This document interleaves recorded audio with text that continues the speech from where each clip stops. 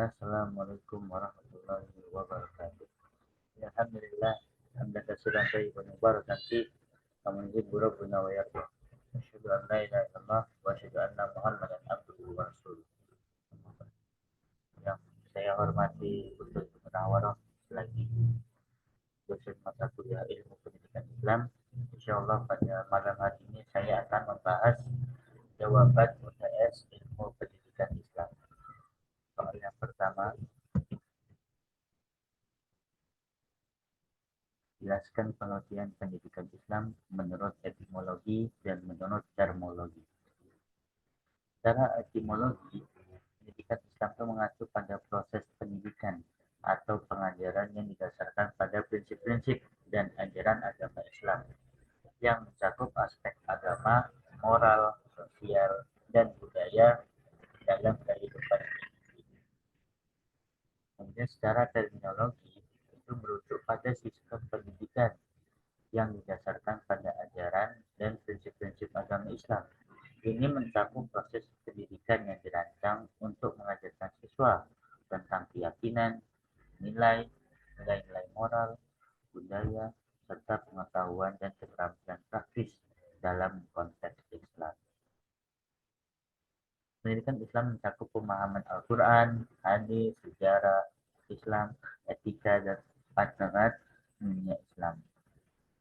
Kemudian yang nomor 2, jelaskan yang kamu ketahui tentang hubungan pendidikan Islam dengan pendidikan nasional.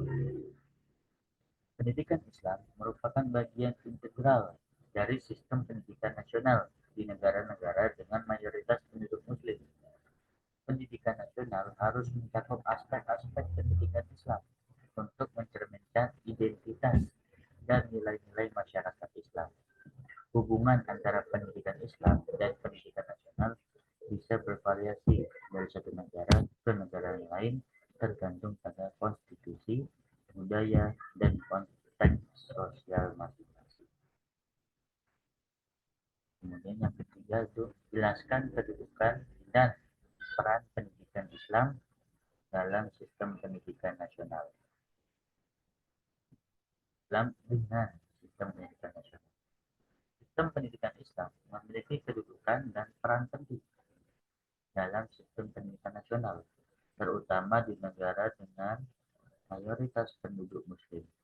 Hal ini memungkinkan siswa Muslim untuk memahami dan mengamalkan ajaran-ajaran agama mereka sambil mempromosikan nilai-nilai toleransi, keragaman, dan kewarganegaraan yang inklusif dalam masyarakat yang beragam secara agama. Dan soal nomor 4, sebutkan dan jelaskan. Sebutkan dan jelaskan sumber ilmu pendidikan. Yang pertama itu ada Al-Quran, kemudian ada hadis, kemudian ada ijma, dan kemudian yang terakhir ada qiyas. Al-Quran itu adalah sumber utama ilmu pendidikan Islam. Ayat Al-Quran memberikan panduan dan prinsip penting tentang pendidikan moral, etika, dan tata nilai yang harus diikuti oleh individu muslim. Kedua ada hadis. Hadis itu adalah kumpulan perkataan, perkataan, dan persetujuan Nabi Muhammad Sallallahu Alaihi Wasallam. Ijma. Ijma adalah konsep dalam hukum Islam yang mengacu pada kesepakatan umat Muslim tentang suatu masalah atau prinsip tertentu. Namanya adalah kias atau analogi. Kias adalah metode analogi yang digunakan untuk mengaplikasikan hukum Islam dalam konteks baru yang belum diatur oleh Al-Quran atau hadis. Dalam ilmu pendidikan Islam, kias bisa digunakan untuk menghadapi situasi pendidikan yang tidak dijelaskan secara langsung dari sumber-sumber utama. Dan soal nomor 5, jelaskan tujuan pendidikan dalam perspektif pendidikan Islam. Yang pertama tujuan keagamaan, yang kedua tujuan keduniaan, yang ketiga itu tujuan pendidikan yang tujuan keagamaan dalam perspektif pendidikan Islam itu mencakup berbagai aspek yang berhubungan dengan pengembangan individu sebagai seorang muslim yang taat dan beriman. Itu ada dua, yaitu ketakwaan, dan yang kedua itu memahami dan mengamalkan ajaran agama. Dan untuk tujuan keduniaan itu dalam perspektif pendidikan Islam itu mencakup berbagai aspek yang berhubungan dengan pembangunan sosial, ekonomi, dan kesejahteraan umat.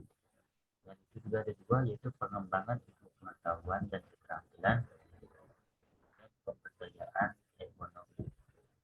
Dan yang terakhir yaitu tujuan pendidikan dalam perspektif pendidikan Islam sejalan dengan prinsip-prinsip agama Islam. Berbagai ahli dan sarjana Islam telah menyusun tujuan pendidikan dalam kerangka nilai Islam. Yang pertama yaitu pembentukan karakter yang mulia. Dan yang kedua yaitu pemahaman tentang syariat Islam. Dan lanjut ke pertanyaan yang pertama. Jelaskan definisi pendidik dalam perspektif Islam. Dalam perspektif Islam, seorang pendidik atau mu'alim itu dalam bahasa Arab memiliki peran penting dalam membentuk karakter dan pembentukan moral siswa. Definisi yang pertama itu ada pengajar ajaran agama. Seorang pendidik dalam Islam itu bertugas untuk mengajarkan ajaran agama Islam, termasuk pemahaman tentang Al-Quran, hadis, doa, dan praktek-praktek keagamaan. Yang kedua itu adalah pembimbing moral. Pendidik Islam juga bertindak sebagai pembimbing moral.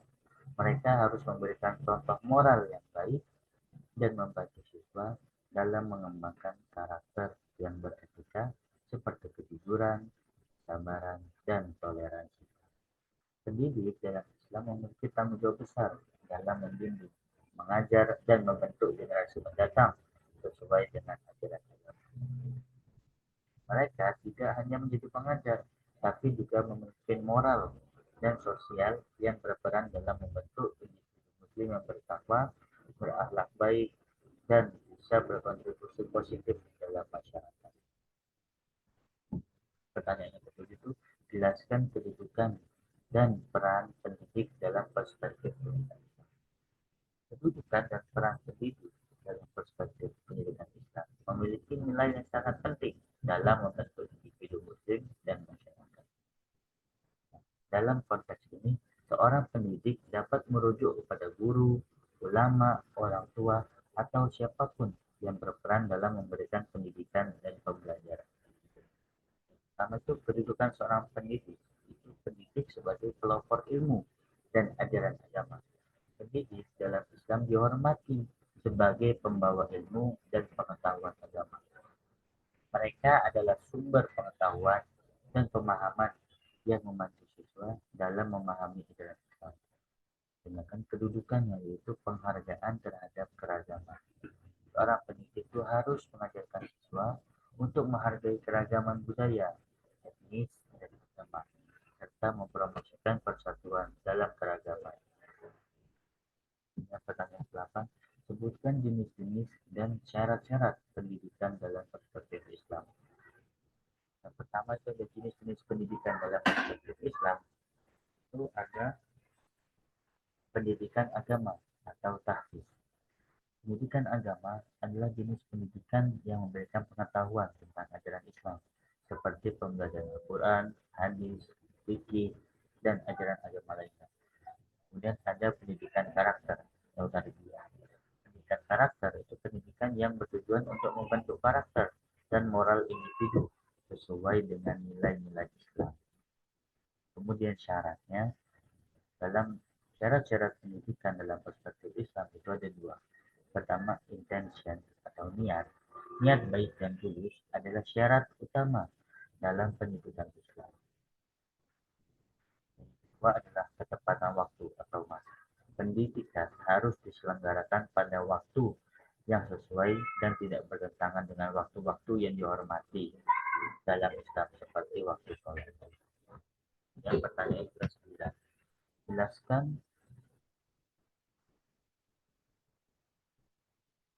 menjelaskan peserta didik dalam perspektif. Setelah tadi kita membahas tentang pendidik, sekarang kita membahas peserta didik.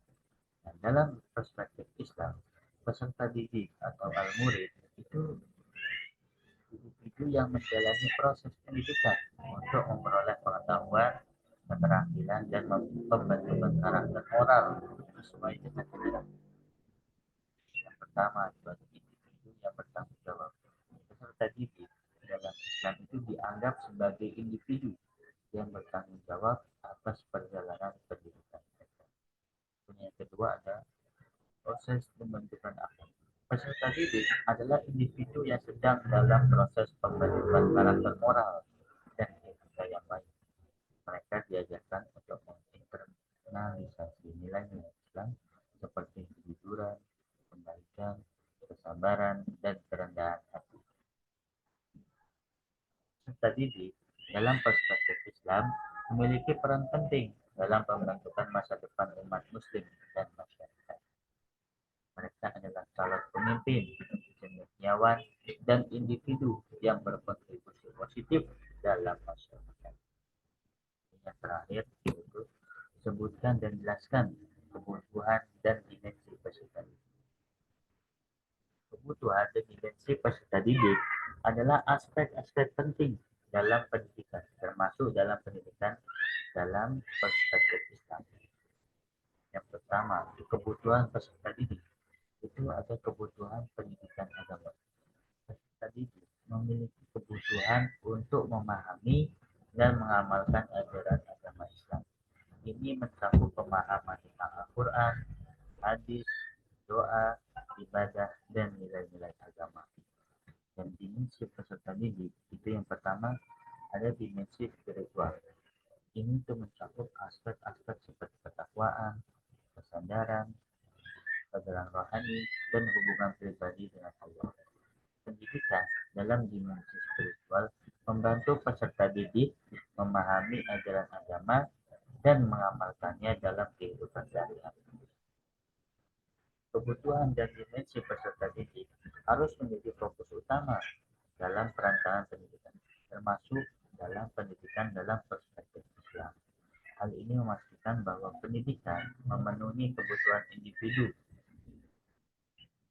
secara holistik, membentuk karakter yang baik, dan mempersiapkan mereka untuk berkontribusi dalam masyarakat sesuai dengan nilai-nilai agama Islam.